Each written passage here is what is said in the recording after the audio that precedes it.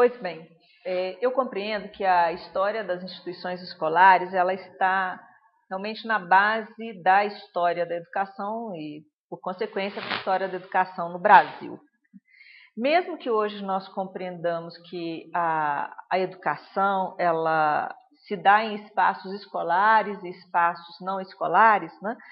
O espaço escolar ainda é, por excelência, o locus de transmissão do conhecimento na sociedade moderna, né? Então, eu diria que a escola continua sendo um lugar sagrado, dada a importância que ela tem, né, na transmissão do conhecimento e, portanto, na perspectiva da sobrevivência dessa própria sociedade. Ora, a história das instituições escolares também tem sua história, né? A grosso modo, pegando aí do século XX para cá, né, nós podemos observar alguns momentos bastante definidores de como se faz ou como se escreve a história das instituições escolares, né? Como é que se escreve a história das instituições escolares?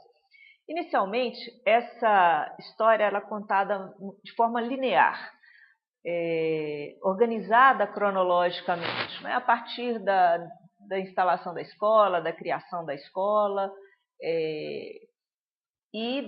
cronologicamente os fatos que marcaram a trajetória dessa escola. Nesse tipo de história, emerge sempre a figura de algum sujeito, né? Um diretor ou um professor que alcança renome para além dos muros da escola, algum aluno de sucesso, né? Ou então políticos que estiveram relacionados ali com a criação, a instalação daquela escola, quando se trata de escolas públicas, né? Quando se trata de escolas da rede privada, em geral é o proprietário da escola ou algum nome, algum indivíduo, algum sujeito ou alguma personalidade que estava relacionada ali, né? Nesse movimento, né, de uma história de uma escola, algo que merece ser destacado e que marca também, né, a história das instituições escolares é a posição do historiador, do pesquisador com relação aos documentos, né? Então, nessa história que está marcada pela cronologia, né, em geral, toma-se como referência os documentos oficiais, a legislação.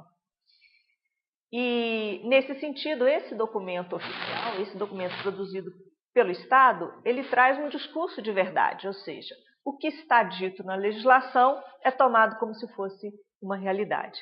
E esse é um problema que cria algumas armadilhas para os historiadores hoje, né? Então, se você vai, por exemplo, na legislação da província de Minas Gerais do século XIX, você vai encontrar leis de instalação de escolas normais, por exemplo, de formação de professores. Você vai encontrar liceus, né, ou seja, escolas de ensino secundário, presentes na legislação. Agora, daí até que ele seja implantado, né, ou se efetivamente surgiu essa escola, é que está a diferença. Então, uma armadilha para os historiadores hoje ao trabalharem com a legislação, apenas com a legislação.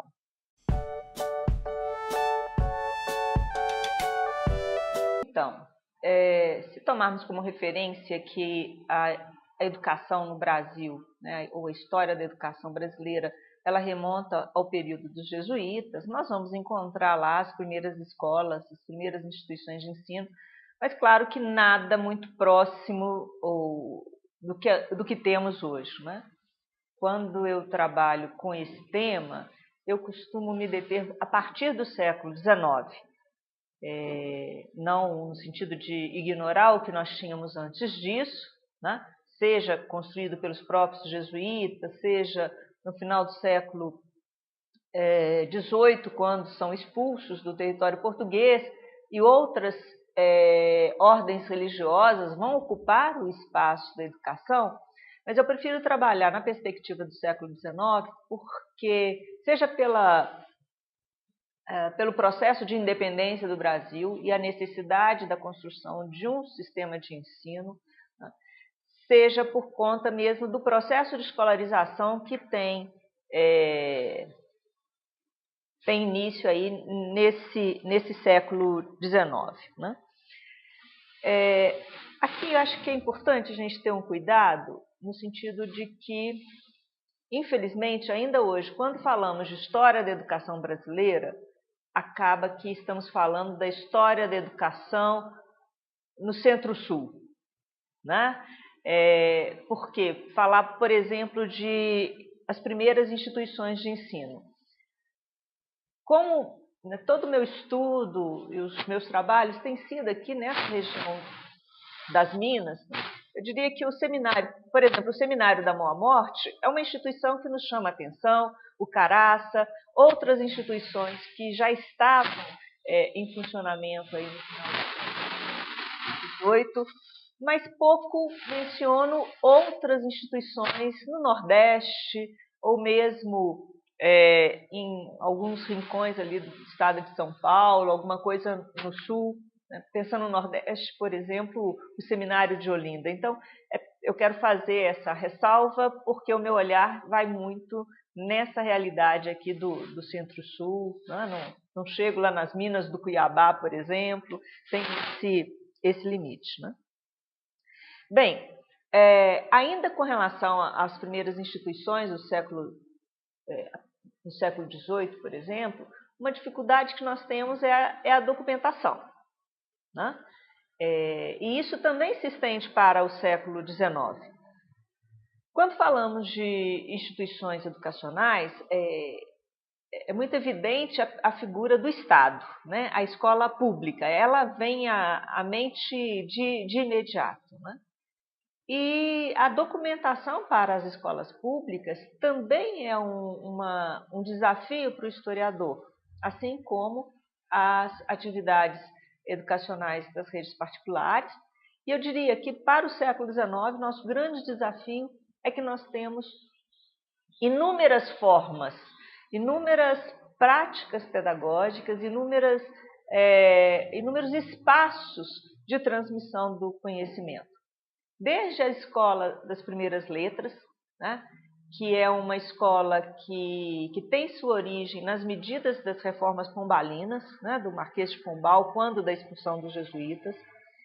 Mas a escola de primeiras letras que eu falo aqui, ela vem a partir da lei de 15 de outubro de 1827, ou seja, o Brasil já é politicamente independente, e inicia ali a construção da sua escola nacional. Né?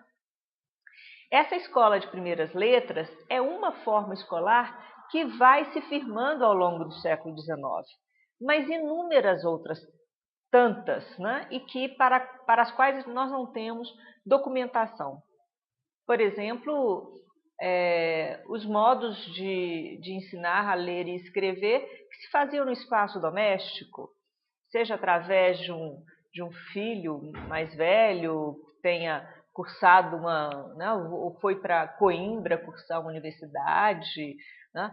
Muitas vezes filhos que estavam diretamente vinculados à estrutura eclesiástica e que acessavam esse conhecimento e o transmitiam de formas não sistemáticas. Então, hoje tem sido um grande desafio para os historiadores do século XIX dar a ver esse movimento e quebrar um pouco